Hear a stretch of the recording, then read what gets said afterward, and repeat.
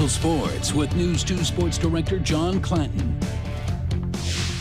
Hello, Greater Nebraska. McCook Community College names their new head men's basketball coach.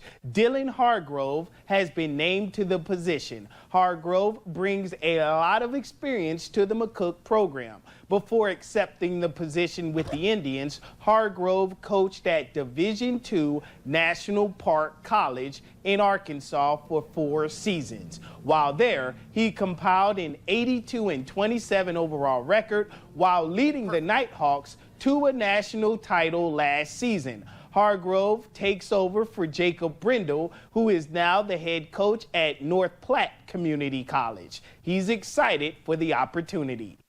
Honestly, we feel very blessed to get a coach that has the experience and has won at the highest level, at the junior college level, again, securing that national championship last year. So to take over this program here at McCook just means so much. I mean, look at this facility, and I think the community aspect of being here and the family and getting to know people. I've been here for 3 or 4 days now, and just getting to know people in the community is a huge part for me. And I also feel like we want to win here, you know, and the entire program here at McCook, athletic-wise, is very important to everybody here in this town.